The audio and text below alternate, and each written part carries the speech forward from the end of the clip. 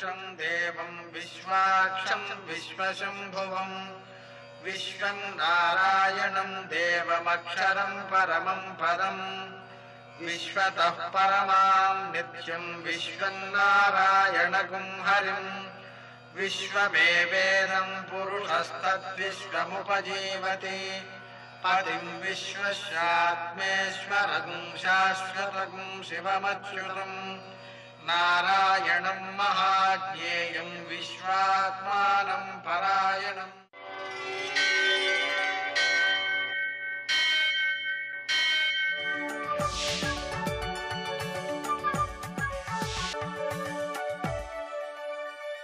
सूर्यशौर्यमथेन्दुरिन्द्रपदवी सन्मङ्गलं मङ्गलम्। यः कर्ता जगतां भर्ता संहर्ता महसां निधिः प्रणमामि तमादित्यं बहिरन्तस्तमोपहम्। నేటి కాలమాన విశేషాలను గమనిద్దాం. స్వస్తి శ్రీ చాంద్రమాన మన్మథనామ సంవత్సరం దక్షిణాయనం వర్ష ఋతువు భాద్రపద మాసం కృష్ణపక్షం ఆదివారం. సూర్యోదయం 6 గంటల 10 నిమిషాలకు, సూర్యాస్తమయం 5 గంటల 59 నిమిషాలకు. తిథి సప్తమి మధ్యాహ్నం 2 గంటల 43 నిమిషాల వరకు. నక్షత్రం మృగశిర ఉదయం 7 గంటల 13 నిమిషాల వరకు. వర్జం మధ్యాహ్నం 3 గంటల 45 నిమిషాల నుంచి 5 గంటల 26 నిమిషాల వరకు. దుర్ముహూర్తం సాయంకాలం 4 గంటల 24 నిమిషాల నుంచి 5 గంటల 12 నిమిషాల వరకు. అమృతకాలం రాత్రి 9 గంటల 31 నిమిషాల నుంచి 11 గంటల 9 నిమిషాల వరకు. రావుకాలం ఆదివారం కాబట్టి సాయంకాలం 4:30 నుంచి 6 గంటల వరకు. అష్టకవర్గ రీత్యా శుభప్రదమైన సమయం ఉదయం 10 గంటలకి. నేటి విశేషాలలో రుద్రాష్టమి ఆదివారం, మహాలక్ష్మీ వ్రతం, ప్రదోషం ఇన్ని విశేషాలున్నాయి. ఆదివారం కాబట్టి సూర్యారాధన చేయడం, నూనె పదార్థాలు తినకపోవడం, తేనె తినకపోవడం, సూర్య నమస్కారాలు చేయడం, మధ్యాహ్నం సమయంలో ఆ సూర్యనారాయణమూర్తికి ఆవు పాలతో ఆవు పిడకల మీద దాలి పెట్టి నీరు కలపకుండా నేతితో తడిపిన బియ్యం దానిపై వండి ఆ ప్రసాదాన్ని ఆయనకి నివేదించి ప్రసాదంగా తీసుకోవడం, ఒక పూటే భోజనం చేయడం, విశేషించి ఈ మహాలక్ష్మీ వ్రతం కాబట్టి లక్ష్మీదేవిని పూజ చేయడం, రాత్రివేళ చంద్రోదయ సమయం 11 గంటల 38 నిమిషాలు రాత్రి, ఆ సమయంలో చంద్రుడిని దర్శించుకోవడం, రుద్రాష్టమి కాబట్టి శంకరుణ్ణి ఆరాధన చేయడం, ప్రదోషం కాబట్టి సాయంకాలం సూర్యాస్తమయం అయిన తర్వాత 1 గంట 12 నిమిషాల పాటు శంకరారాధన, శంకర నామస్మరణ, భజన ఇత్యాదికాన్ని నిర్వర్తించుకోవడం ఉత్తమ ఫలితాలను అందజేస్తుంది. నేటి ఆణిముత్యాలు.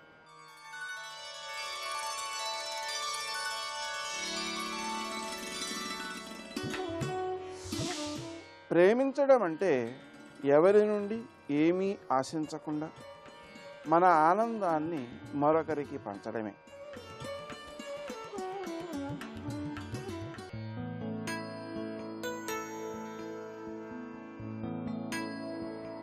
మనం చేసే పనులన్నింటికీ విధిని బాధ్యత వహించమనడం ఎంతవరకు సమంజసం?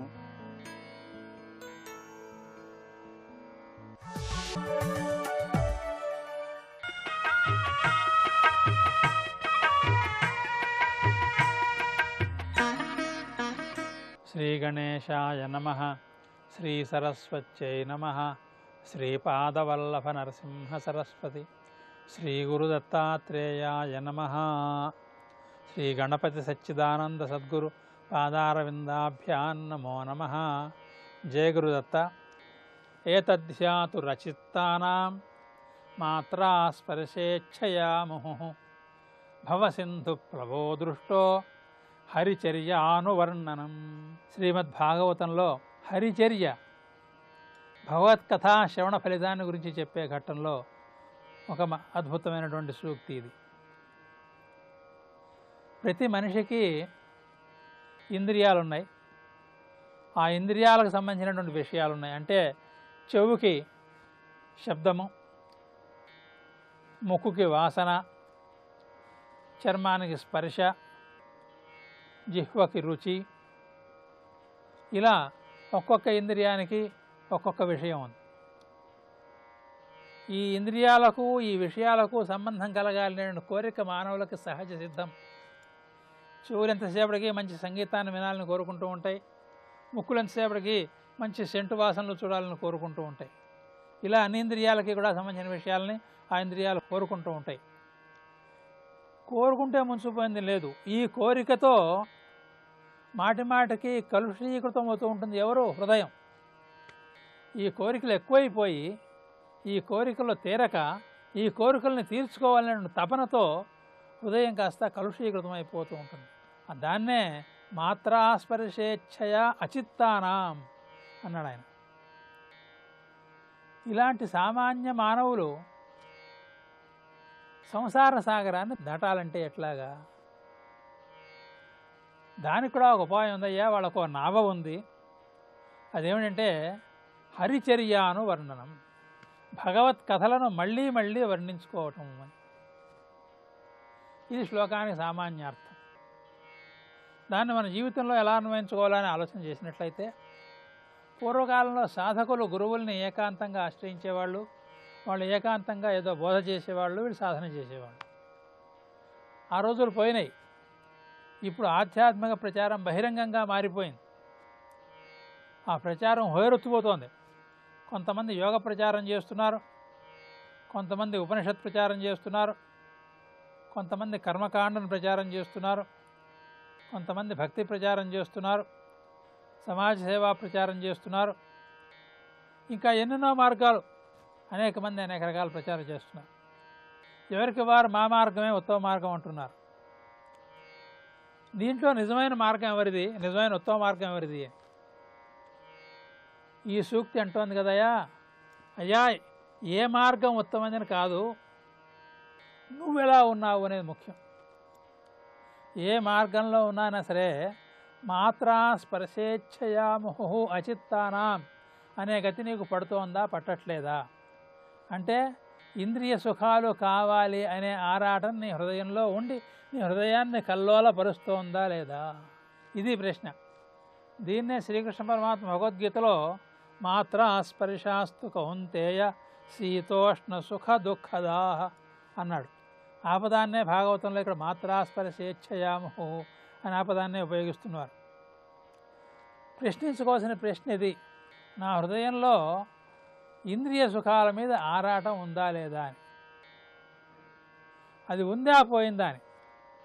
అది ఉంటే నువ్వు ఏ మార్గంలో ఉన్నా సరే నువ్వు తక్కువలో ఉన్నట్టే లెక్క. అది పోతే ఏ మార్గం ద్వారా పోయినా సరే నువ్వు ఉత్తమ స్థితిలో ఉన్నట్టే లెక్క. నువ్వు సుఖ దుఃఖాలను అతిక్రమించావా లేదా అనేది మౌలికమైన ప్రశ్న. ఈ ప్రశ్నకి బహిరంగంగా సమాధానం చెప్పక్కల. బహిరంగంగా చెప్పే సమాధానం సూటి అయిన సమాధానం కూడా కాకపోవచ్చు. నా హృదయంలో నాకే ఒక సమాధానం వినిపిస్తూ ఉంటుంది. ఆ సమాధానాన్ని మాత్రం నేను దాటిపోలేను. ఒకవేళ గనక నా సమాధానం నేను ఇంకా సుఖదుఖాలను దాటలేదండి, ఇప్పుడు నా కర్తవ్యం ఏమిటి? నేను గురువుని మార్చాలా, సాధనా మార్గాన్ని మార్చాలా, సాధనా స్థలాన్ని మార్చాలా, క్షేత్రాన్ని మార్చాలా, సాధన సమయాన్ని మార్చాలా, నా గతేమిటి, నా కర్తవ్యం ఏమిటి అని ప్రశ్న ఉదయిస్తుంది. వీటన్నిటికీ సమాధానంగా నువ్వు ఏ మార్గంలో ఉన్నవాడైనా సరే, యోగ మార్గమైనా సరే, భక్తి మార్గమైనా సరే, కర్మ మార్గమైనా సరే, ఇంకే మార్గమైనా సరే, ఏ మార్గమైనా సరే ఆ మార్గంలోనే ఉంటూ హరిచర్యానువర్ణనం అంటోంది ఈ సూక్తి, భాగవత సూక్తి. ఏ మార్గంలో ఉన్నా సరే ఆ మార్గంలో ఎంతో కొంత సాధన చేసుకుంటూనే శ్రీహరి దివ్య గాథలను నిరంతరం వింటూ ఉండాలి, పునఃపునః వింటూ ఉండాలి. ఆ పునఃపునః వింటూ కనుక ఉన్నట్టయితే ఆ హరిచర్య యొక్క అంటే హరికథలు వినడం, హరిచర్య అనుస్మరణం అంటే కేవలం కథలు వింటూ కూర్చోడమే కాదు, తత్పూజనము, తత్సేవ, తదుపాసన ఇవన్నీ కూడా దీంట్లో అంతర్గతంగా వస్తాయి. ఆ రకమైనటువంటి హరి ఉపాసన చేసినట్టయితే, హరిచర్యానువర్ణనం నందు కనుక నిమగ్నుడైనట్టయితే వాడు ఏ సాధనా మార్గంలో ఉన్నా సరే వాడు పై స్థాయికే చేరుతాడు అని ఈ సూక్తి మనకి కిటుకు అందిస్తోంది. కనుక మనమంతా కూడా ఏ మార్గంలో మనం సాధన చేస్తున్నా సరే ఈ కిటుకుని గ్రహించి ఉత్తమ స్థాయిని అందుకునేందుకు ప్రయత్నం చేద్దాం. జై గురుదత్త.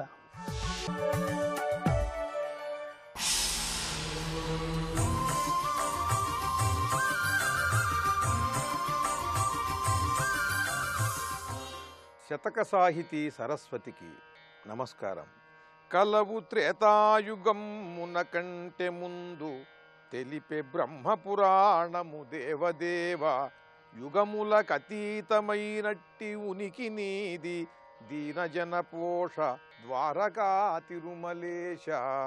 రామునకు తాత అజమహారాజు నాడే భార్యతోడ నీ దర్శన భాగ్యమందే, నీకు వయసేమి కాలమే నీవు కాదే దీనజన పోష ద్వారకా తిరుమలేశ. ఈ ద్వారకా తిరుమలలో స్వయంభువుగా వెలసిన ఈ మహావిష్ణు స్వరూపుడైన స్వామి త్రేతాయుగ కాలం నాటికే ఇక్కడ వెలసి ఉన్నాడు. అది కాలంలో మరుగున పడిపోయినది ఆ విషయం. శ్రీరాముని తాతగారు దశరథ మహారాజు యొక్క తండ్రి అజమహారాజు తన పట్టపుదేవితో కలిసి వచ్చి ఈ స్వామిని సేవించుకున్నాడు అని కొన్ని పురాణ కథలు తెలియజేస్తున్నాయి. అది చాలా అద్భుతమైనటువంటి విషయం. కలవు త్రేతాయుగమున కంటే ముందు తెలిపే బ్రహ్మపురాణము, ఈయన త్రేతాయుగం నాటికే ఇక్కడ వెలసి ఉన్నాడు అని బ్రహ్మాండ పురాణం తెలియజేస్తున్నది. యుగములకు అతీతమైనట్టి ఉనికి నీది, యుగ యుగములకు అతీతమైనటువంటి కాలము కన్నా కూడా ముందుగా ఉన్నటువంటి స్వరూపం నీది.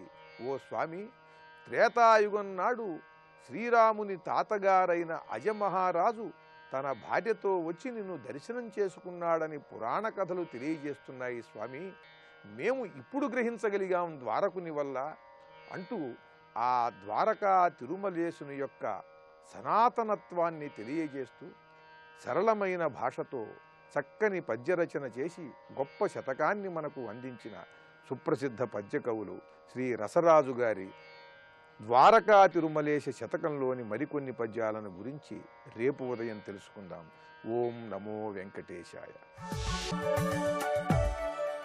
శ్రీరామదూత జయ హనుమాన్, శ్రీమాన్ ధీమాన్ జయ బలవాన్, శ్రీమాన్ ధీమాన్ జయ బలవాన్, పూజలు చేతుము శ్రీ హనుమాన్. వామే భూమిసుతా పురశ్చ హనుమాన్, పశ్చాత్ సుమిత్రాసుతః, శత్రుఘ్నో భరతశ్చ పార్శ్వదళయోః వాయువాదికోణేషు చ, సుగ్రీవశ్చ విభీషణశ్చ యువరాట్ తారాసుతో జాంబవాన్, మధ్యే నీలసరోజకోమలరుచిం రామం భజే శ్యామలం, శ్రీరామం భజే శ్యామలం. శివాయ గురవే నమః, శ్రీమాత్రే నమః, శ్రీ విష్ణురూపాయ నమః శివాయ. శ్రీరామ జయ రామ జయ జయ రామ. శ్రీరామచంద్రమూర్తికి పట్టాభిషేక వైభవాన్ని చెప్పుకున్నాం.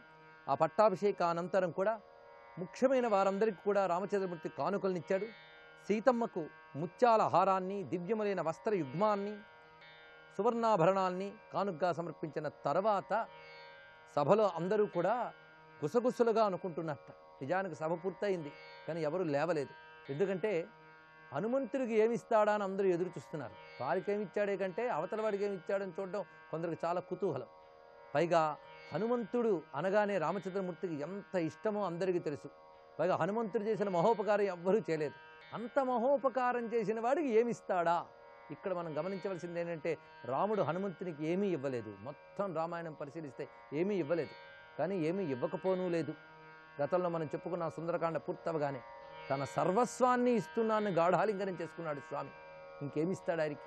పైగా ఏది ఇచ్చినా హనుమ నువ్వు చేసినందుకు ఇది ఇస్తున్నాను అంటే ఆ చేసిందంతా దాంతో సమానమైపోతుంది. అందుకే ఏది ఇవ్వలేదు ఆయన. ఎందుకంటే హనుమ చేసిన దానికి సమానంగా ఇవ్వగలిగేది ఈ ప్రపంచంలో ఏమీ లేదు. హనుమంతుడికి సమానం రాముడు, రాముడికి సమానం హనుమంతుడు. అందుకే తనను తానే సమర్పించుకున్నాడు ఆయన. కానీ ఇక్కడ చర్చ జరుగుతున్నది. ఈ చర్చని విశ్వనాథ వారు చాలా అందంగా ఊహ చేసి వాల్మీకి భావనకు అనుగుణంగా భావించారు.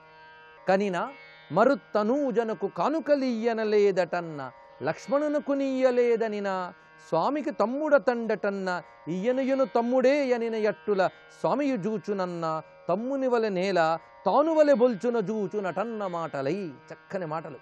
అందరికీ కానుకలు ఇచ్చాడే, కానీ మారుతాత్మజుడైనటువంటి హనుమకు మాత్రం ఇవ్వలేదే అంటే మరి లక్ష్మణుడికి కూడా ఇవ్వలేదు కదా అన్నట్టు. లక్ష్మణుడు ఆయనకు తమ్ముడే కదా అంటే ఈయన్ను కూడా తమ్ముడితో సమానంగా చూస్తున్నాడు కదా అన్నట్టు. ఇంకొకడు తమ్ముడితో సమానం ఏమిటయ్యా, అసలు తాను వలె బొల్చెన, తనకు అభిన్నంగానే హనుమంతుడిని చూస్తున్నాడు అనగానే ఇక్కడ శివస్య హృదయం విష్ణువు విష్ణుశ్చ హృదయం శివ అనే భావాన్ని ధ్వనింపజేశారు విశ్వనాథ్ గారు.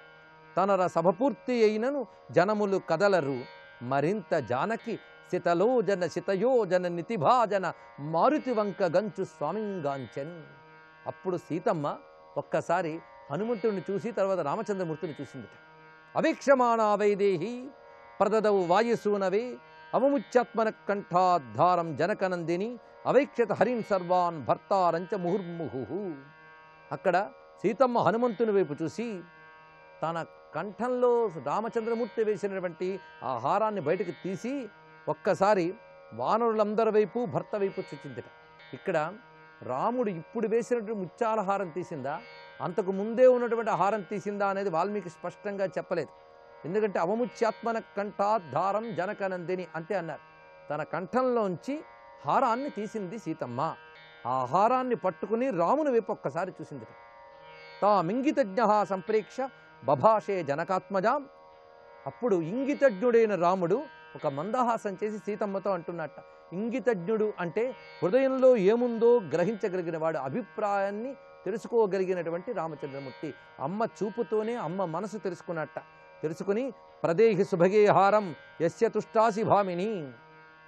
అప్పుడు అంటున్నాడు, ఓ సీత, ఎవరి పట్ల నీకు వాత్సల్యం కలిగిందో ప్రీతి భావం కలిగిందో వారికి దీన్ని ఇవ్వు అన్నాడు. అంటే ఎవరికి ఇవ్వాలో రామునికి తెలుసు, సీతమ్మకి తెలుసు. తేజో ధృతిర్యశోదాక్ష్యం సామర్థ్యం వినయోనయ పౌరుషం విక్రమో బుద్ధి యస్మిన్ నేత అని సర్వదా. చక్కటి మాట చెప్తున్నాడు. నీకు ఎవరి విషయంలో సంతోషం ఉన్నదో వారికి ఇవ్వు. అంతేకాదు ఎవరి యందు తేజస్సు, ధైర్యము, యశస్సు, నేర్పరితనము, సామర్థ్యము, వినయము, నీతి, పౌరుషము, పరాక్రమము, బుద్ధి, ఈ 10 గుణాలు సంపూర్ణంగా ఎవరి యందున్నాయో, ఎవరి పట్ల నీకు ప్రీతి సంతోషం ఉన్నదో వారికి ఇవ్వు అన్నాడు. ఈ మాట చూసేటప్పుడే ఆయన పేరు చెప్పకపోయినా ఈ 10 గుణాలు సమృద్ధిగా కలిగి సీతారాముల యొక్క ప్రీతికి పాత్రుడైన వాడు అక్కడున్నాడు. అక్కడ అతడే ఆంజనేయ స్వామి వారు. రామచంద్రమూర్తి చెప్పకనే అంత చక్కగా చెప్పాడు. సీతమ్మ మనసు రాముని మనసు ఒకేలా ఆలోచించిందనడానికి ఇదే భావం. అప్పుడు సీతమ్మ ఆ దివ్యమైన మాలని హనుమ మెడలో వేసిందిట. వాత్సల్య భావంతో అనుగ్రహించింది. దదౌసా వాయుపుత్రాయ తం హారమసితే క్షణ హనుమాంస్తేన హారేణ సుశుభే వానరర్షభ. ఈ హారం ఎప్పుడైతే కంఠంలో పడిందో హనుమంతుడు అద్భుతంగా ప్రకాశిస్తున్నట్ట. అసలే బంగారు రంగు శరీరం ప్రకాశమానంగా ధగద్ధగాయమానంగా ఉన్నది. దానిపై ఈ దివ్యమైనటువంటి ఈ హారం పడగానే ఈయన ఎలా ఉన్నాడంటే చంద్రాంశచయ గౌరేణ శ్వేతాభ్రేణ యథాచల. ఇంత చక్కగా వర్ణించారు. అంటే ఒక తెల్లని మబ్బు దగ్గర చంద్రుడి కాంతిగాని పడుతూ ఉంటే అది అలా మెరిసిపోతూ ఉంటుందో అలా ఉన్నట్టు ఇక్కడ ఆంజనేయ స్వామి వారు అంత చక్కగా ప్రకాశిస్తున్నాడు. ఇక్కడ మబ్బనే కాకుండా పర్వతము అని కూడా చెప్పుకోవచ్చు. చంద్రాంశ చేయగారు అని శ్వేతాభ్రేణ యథాచల. ఒక తెల్లని కొండ శిఖరం దగ్గర చంద్రుడు ప్రకాశిస్తూ ఉంటే ఎలా ఉంటుందో అలా ఉన్నాడు ఆంజనేయ స్వామి వారు ఆ దివ్యమైన హారంతో అని. అయితే ఈ హారం యొక్క విలువని, సీతమ్మ యొక్క వాత్సల్యాన్ని విశ్వనాథ వారు చాలా చక్కగా భావన చేసి చూపిస్తున్నారు. జనక భూమిపతి దశరథ భూమిపతియు కలిసి చేయించిన కనకమయము, ముగ్గురు రాణులు 3 ముళ్ళుగా గూళ్ళు మలయించి చేసిన మణిమయమ్ము, చెల్లెండ్రు ముగ్గురు జిగినీల రాళ్ళిచ్చి నెరిమధ్య పొదుగు మాణిక్యమయము, రాముండు కొక్కెముల్ రాజాలరుగ వ్రేల కోమలింపించు ముక్తామయంబు. ఈ హారంలో అనేక మంది అనేక రకములైనటువంటి కానుకలు ఇవ్వగా తయారైనటువంటి వస్తువులు ఉన్నాయట. అది జనక భూమిపతి దశరథ భూమిపతియు కలిసి చేయించిన కనకమయం. అందులో బంగారాన్ని జనకరాజు దశరథ మహారాజు ఇద్దరు ఇచ్చారట. ఇక ముగ్గురు రాణులు 3 ముళ్ళుగా గూళ్ళు మలయించి చేసిన మణిమయము, పైగా దివ్యమైన కొన్ని మణులిచ్చి వాటిని గూళ్ళుగా అక్కడ దానిలో పొదిగేలా చేసిన వారు 3 రాణులను. ఇక అమ్మకు ఉన్నటువంటి చెల్లెళ్ళు 3 కూడా జిగినీల రాళ్ళిచ్చి నెరి మధ్య పొదుగు మాణిక్యమయము. ఆ జిగినీల మాణిక్యపు రాళ్ళిచ్చి అందులో పొదిగేలా చేశారట. ఇలా ఇంతమంది కలిపి చేయించిన హారం గనక చాలా భద్రంగా ఇంతవరకు మెడలో ఉంచుకుంది ఆ తల్లి. అసుర కొనిపోయినప్పుడనైన గళమునందు నెడపని ప్రేమమయంబు హారము. అలాంటి దివ్యహారాన్ని ఆంజనేయుని కంఠమునందు నుంచి జానకీదేవి పరమ వాత్సల్యమూర్తి, జానకీదేవి పరమ వాత్సల్యమూర్తి, పరమ వాత్సల్యమూర్తి అయిన జానకీదేవి ఈ విధంగా హనుమంతునికి సన్మానం చేసినది. ఇది సీతారాములు కలిసి చేసినటువంటి సన్మానం. రాముడు సీత ద్వారా హనుమకు చేయించిన సన్మానం. అంతేగాని తాను స్వయంగా ఇవ్వడానికి ఆయనకి మనస్సు ఒప్పుకోలేదు. ఈ మహాత్ముడికి ఇంతటితోనే సరిపెడతావా అన్నట్టు అనిపించింది. అందుకే సీతమ్మకిచ్చి ఈ 10 గుణాలు ఉన్నటువంటి వాడికి ఇవ్వు అంటే 10 గుణాలు ఉన్నవాడు ఆయన ఒక్కడే ఆయనకి తెలుసు. ఈ విధంగా సీతారాములు కలిసి ఆంజనేయ స్వామి వారికి సన్మానం చేశారు. ఇక్కడ సీతమ్మ హనుమంతుని పట్ల చూపించిన వాత్సల్యం ఎంత గొప్పదో పరిశీలించవచ్చు. తనకు శోకాన్ని పోగొట్టినటువంటి వాడు, తమను కలిపినటువంటి వాడు, ఆ యుద్ధంలో మృతుప్రాయులైనటువంటి వారందరినీ తిరిగి జీవింపజేసిన ప్రాణదాత, అటువంటి మహాత్మునికి ఇంత చక్కని సన్మానం సీతారాములు చేశారు. అందుకే అష్టసిద్ధి నవనిధికే దాత అసవరదీన జానకీ మాత అన్నారు తులసీదాస్. సీతమ్మ వరంతోనే అష్టసిద్ధులు నవనిధులు వచ్చాయిట హనుమంతునికి. అంటే ఇక్కడ సీత యొక్క గొప్పతనం చెప్పడం కూడా కనబడుతున్నది. పైగా హనుమంతుడు అష్టసిద్ధులు నవనిధులు రెండూ కలిగినటువంటి వాడు అని. అందుకే ఆంజనేయ స్వామి ఉపాసన వల్ల అష్టసిద్ధులు కలుగుతాయి, నవనిధులు కలుగుతాయి. అష్టసిద్ధులు అన్నప్పుడు అణిమా మహిమా చైవ గరిమా లఘిమా తథా ప్రాప్తి ప్రాకామ్యం ఈశిత్వం వశిత్వంచ అష్టసిద్ధయ అని 8 సిద్ధులు చెప్పారు. అణిమా మహిమ గరిమా లఘిమ ప్రాప్తి ప్రాకామ్య ఈశిత్వ వశిత్వ, ఈ 8 అష్టసిద్ధులు. ఇవి కానీ లభిస్తే జీవితంలో అన్నీ సాధించవచ్చు. అలాగే నవనిధులు 9 నిధులు ఉన్నాయి. ఈ 9 నిధులు పేర్లు తలంచుకున్న ఐశ్వర్యాలు వస్తాయి. ఇవి నిధి దేవతలోని ఐశ్వర్య దేవతలు వీరు. మహాపద్మశ్చ పద్మశ్చ శంఖో మకర కచ్చపౌ ముకుంద కుంద నీలాశ్చ ఖర్వశ్చ నిధయో నవ అని 9 నిధుల పేర్లు.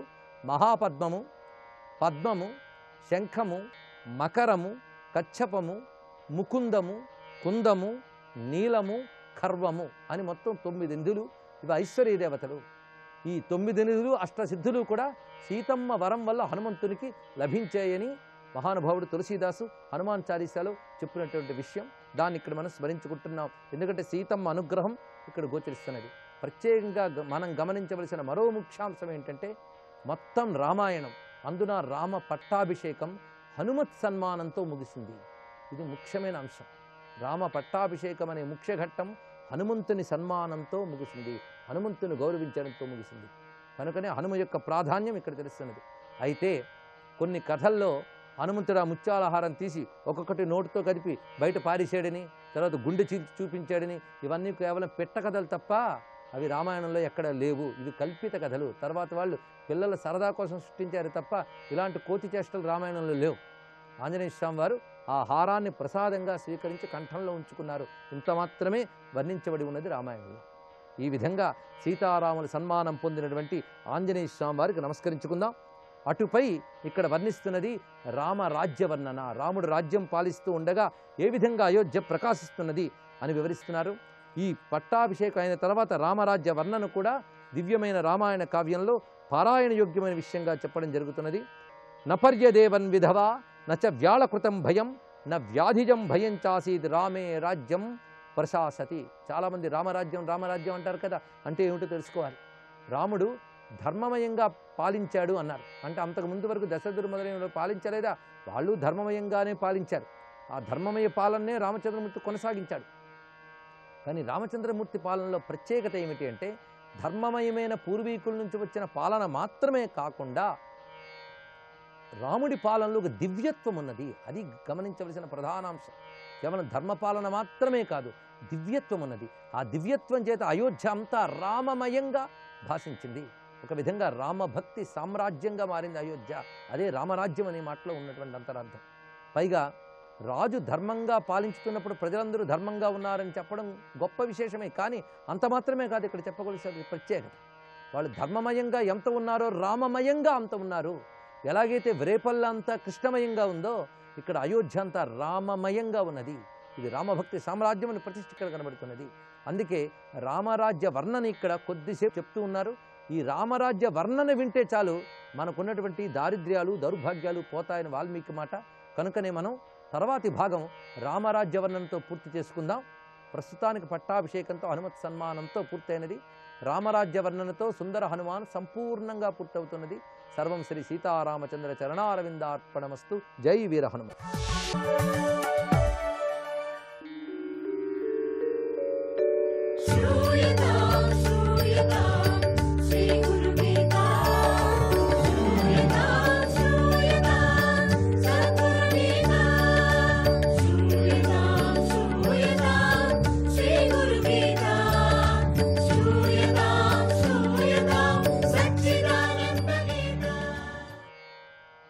శ్రీ గురుదత్త. భక్తుల చరిత్రని పరిశీలించినప్పుడు గురువులు లేదా భగవంతుడు భక్తులను అనేక పరీక్షలకి గురి చేయటం, వాటిలో నెగ్గిన తర్వాత వరాలు ఇవ్వటం కనిపిస్తుంది. ఆ పరీక్షా సమయంలోనే వాళ్ళకు పట్టినటువంటి కర్మనంతా నశించేటట్టుగా ఆ పరీక్షలోనే చేస్తారని దత్తస్వామి యొక్క విషయంలో ఇది మరింత ఎక్కువగా స్పష్టంగా కనిపిస్తుంది. ఈ విషయంలో సహజంగా అందరికీ ఒక సందేహం కలుగుతుంది. పరీక్షిస్తే గాని భక్తిని తెలుసుకోలేని వాడైతే గురువు వరాన్ని ఎలా అనుగ్రహించగలడు చెప్పండి. తెలుసుకోగలిగితే ఇక ఈ పరీక్షలు ఎందుకు? ఇక్కడ గమనించాల్సినటువంటి విషయం ఏమిటంటే, పరీక్షలు పెట్టడం అనేది వారి భక్తిని పరీక్షించడానికి ఎంత మాత్రమూ కాదు. భక్తుని యొక్క మనసులో అంతర్గంగా ఉన్న చెడు సంస్కారాలని బయటకు తీసి వారికి తెలిసేలా చేయటమే దాని అంతరార్థం. అంటే పట్టినటువంటి కర్మను ఒకటొకటిగా పరీక్ష చేసి మొత్తం లోపల ఉండినటువంటి ఇన్ఫెక్షన్ అంటాం, డాక్టర్ చేసినట్టుగా మొత్తం ఇన్ఫెక్షన్ అంతా తీసిన తర్వాత మిగతా లెవెల్స్ బ్లడ్లు అంతా కూడా అయిన తర్వాత హాస్పిటల్లో బెడ్ దొరుకుతుందని చెప్పచ్చు. అప్పుడు ఆపరేషన్ సిద్ధము అని చెప్తారు. అట్లా భక్తుడిని కూడా ఆ పరమాత్ముడు లేక గురువు మనసులో అంతర్గతంగా ఉన్నటువంటి చెడు సంస్కారాలని బయటకు తీస్తారు. లోపలే ఉండిన పేరకపోయినటువంటి చెడు సంస్కారాలు మనకు తెలియదు, ఒకటొకటిగా బయటకు తీసి వారికి తెలిసేలా చేయటమే దాని అంతరార్థం. చూడు, ఇంత ఉంది నీకు, ఇంత లోపల పేరకపోయింది నీ యొక్క కర్మ, అందుకని నేను తీస్తున్నాను బయటకు వాళ్ళకి తెలుపుతున్నారు. ఆయన తద్వారా వాటిని ప్రక్షాళన చేసుకునేటువంటి అవకాశం వారికి కల్పించడమే పరీక్షల యొక్క ఉద్దేశం.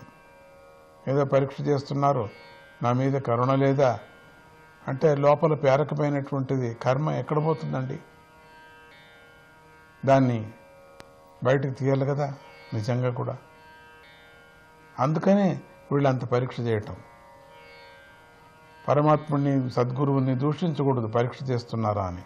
నీ లోపల ఉండేటువంటి అజ్ఞానము నీకు చూపిస్తున్నారు. నీకు మనస్సులో ఉండేటువంటి మలినం అంతా కూడా నీకు చూపిస్తున్నారు. మామూలు అర్థమైతే బయట చూపిస్తుంది అనుకున్నాం, కానీ సద్గురువు యొక్క కరుణ అర్థము నీ అంతర్గతంగా పేరకపోయినటువంటి నీ అలంకారం ఏముందో, అంటే నీ కర్మ ఏముందో దాన్ని చూపించి బయట తీస్తున్నారు. అలా ప్రక్షాళన చేయబడినటువంటి మనస్సు మాత్రమే జ్ఞానానికి అర్హతమవుతుంది, జ్ఞానానికి సిద్ధమవుతుంది. లేకపోతే జ్ఞానానికి పనికే రాదు. అది అజ్ఞానంతో పేరకపోయినటువంటిది, మమకారాలతో పేరకపోయినటువంటి మనస్సు జ్ఞానానికి ఎక్కడానికి పనికి వస్తుంది? ఎవరి మనసులో ఉన్నది వారికి తెలీదా? ఇలా పరీక్షలు చేసి చూపించాలా అని మీకు అప్పుడప్పుడు అనిపించవచ్చు కదా. మా మనసులో ఉండే తెలీదా దేవుడికి, ఎందుకు అట్లా చూపించాలా అనుకోవచ్చు.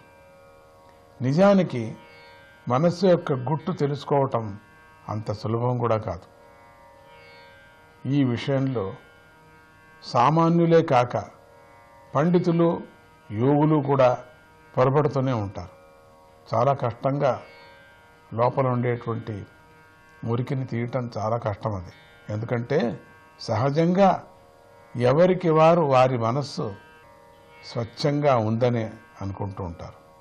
కానీ ఏదైనా సంకట పరిస్థితి ఎదురైనప్పుడు మాత్రమే మనసులోని అంతర్గత స్వభావం బయటకు వస్తుంది కదా.